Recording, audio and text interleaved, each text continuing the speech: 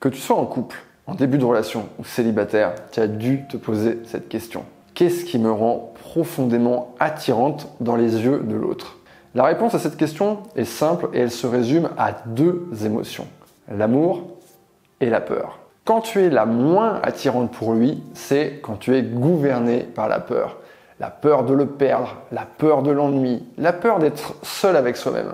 Par exemple, quand tu as peur qu'il ne te réponde pas, que tu es dans cette espèce d'attente anxieuse où tu checkes ton téléphone toutes les 5 minutes pour voir s'il t'a écrit. On peut aussi, quand on a peur, poster une story juste pour voir s'il va aller la regarder.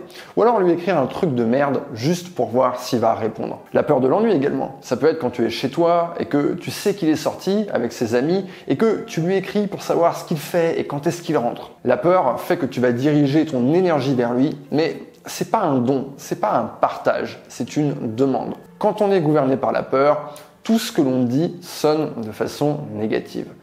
Tu as beau avoir une conversation avec lui, mais tu sens que même la connexion n'est pas en train d'avoir lieu. Vous n'êtes pas dans un état d'esprit qui vous permet d'accéder à l'amour. Et justement, on va parler de l'amour maintenant. Quand tu es la plus attirante pour lui, c'est quand tu es gouverné par l'amour et quand tu es en train de rayonner.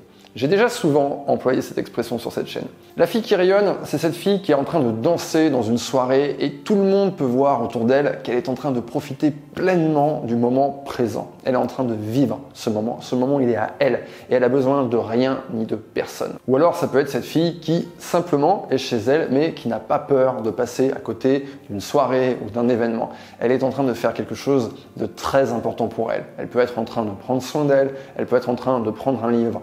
Bref, elle est en train de se donner de l'amour. Souvenez-vous, quand vous étiez en couple, ces moments où votre homme venait à vous pour vous faire spontanément un câlin ou un bisou dans le cou, ou même pour exprimer du désir.